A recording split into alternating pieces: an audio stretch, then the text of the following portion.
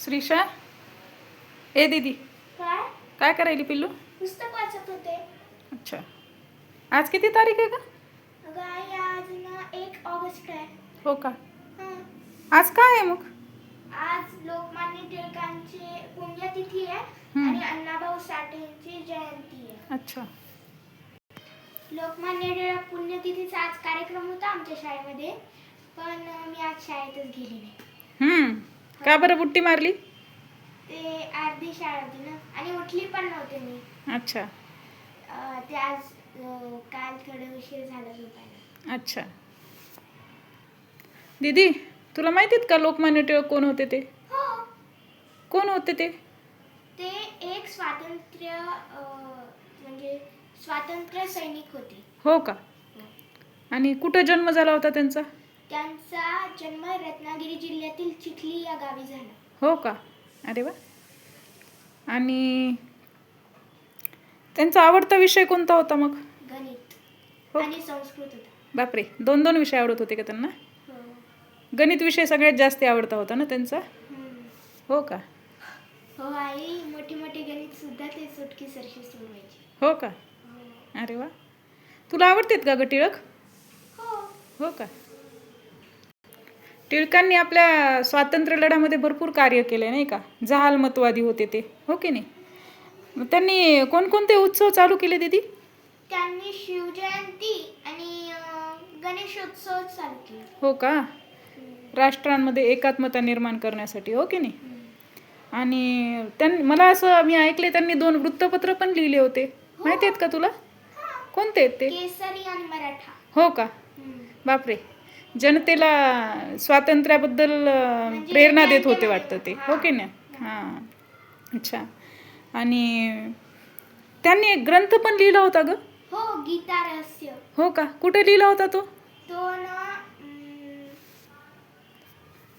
मंडालेच्या तुरुंगामध्ये लिहिला. हो का? बापरे, गीता वाचून गीता रहस्य लिहिला होता नाही का त्यांनी? अच्छा. आणि बरं, आता टिळक जर तुझ्या समोर आले तर तुला कसं वाटेल बरं? मला खूप आनंद होईल. हो का? आणि त्यांनी ना ब्रिटिशांना काही गोष्टी खूप ठणकावून सांगितल्या होत्या बरं का? माहिती आहेत का तुला त्या? हो. कोणती होती ती? हो आई, मला माहिती आहे ना. सांगू का? हो. खुशाल सांगा सजा हवी ती कोणत्या न्यायात? खुशाल सांगा सजा हवी ती कोणत्या न्यायात? तुमच्याहून ही महान शक्ती आहे विश्वात. तुमच्याहून ही महान शक्ती आहे विश्वात. माझे भांडण न्यायाचे मी तेथे मांडेन. माझे भांडण न्यायाचे मी तेथे मांडेन. स्वराज्य आहे जन्मसिद्ध हा तो मी मिळवीन. स्वराज्य आहे जन्मसिद्ध हा तो मी मिळवीन. किती छान म्हणलंस ग श्रीषा. तुझं ऐकून तर आपल्याला स्वातंत्र्य लढ्याचीच आठवण झाली, हो की नाही? आणि अण्णाभाऊ साठेंबद्दल काय काय माहिती आहे तुला? अण्णाभाऊ साठे हे लोकशाहीर होते.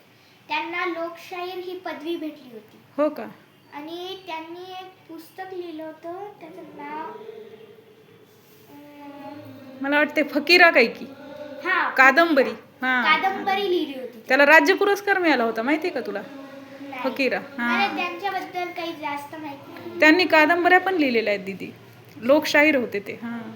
त्यांनी दलितांसाठी खूप जास्ती कार्य केलेलं आहे.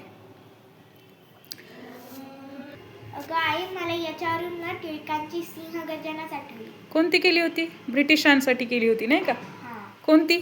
स्वराज्य हा माझा जन्मसिद्ध हक्क आहे आणि तो मी मिळवणारच, बापरे. अशी त्यांनी गर्जना केली. हो का? त्याला त्यांच्यामुळे ते खूप जगप्रसिद्ध झालेले. बापरे, सिंहगर्जना म्हणत होते ना त्यांना ती? ती सिंहगर्जना सिंहासाठी म्हटली होती ना त्यांनी. हो का? अच्छा. आणि टिळकांबद्दल एखादा प्रसंग आठवतो का तुला? माहिती आहे का गोष्ट? लहानपणी सांगितलेल्या आहेत टिळकांच्या गोष्टी? हां.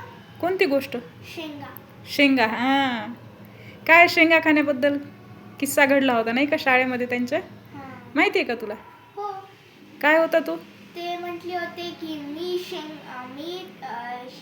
शेंगा खाल्ल्या नाही, मी कचरा केला नाही, मी तो उचलणार नाही. हां, मी शेंगा खाल्ल्या नाही, मी टरपले उचलणार नाही. हां. म्हणजे त्यांच्या वर्गात गुरुजी थोडेसे बाहेर गेले होते ना, तर मुलांनी शेंगा खाल्ल्या होत्या आणि टरपले तिथंच टाकले. मग गुरुजी रागवले, टरपले तिथंच टाकलेत म्हणून. मग कोणी उचलायलाच तयार नाही आणि कोणी सांगायलाही तयार नाही. मग सगळ्यांना गुरुजींनी काय केलं, छडी मारली हातावर. मग ज्यावेळेस टिळकांची बारी आली ना, टिळक म्हणले, मी शेंगा खाल्ल्या नाहीत, मी छडी घेणार नाही हातावर. मी शेंगा खाल्ल्या नाही, मी टरपले उचलणार नाही आणि मी छडी पण खाणार नाही. का मग गुरुजी म्हणतात की सांग मग कोणी खाल्ल्या ते शेंगा. तर टिळक काय म्हणतात, हा म्हणतात की मला माहित आहे पण मी कोणाची कागाली आजपर्यंत नाही केली, कधीच केलेली नाहीये. असे थोर व्यक्तिमत्व होतं टिळक म्हणजे, हो की नाही. आज त्यांची पुण्यतिथी. अच्छा. 1 ऑगस्टला त्यांचा मृत्यू झाला. हो ना. जर तुला परत एकदा टिळक समोर आले तर तुला कसं वाटेल? टिळक समोर आले तर तुला आनंद होईलच, यात प्रश्न नाही. पण अजून काय वाटेल तुला?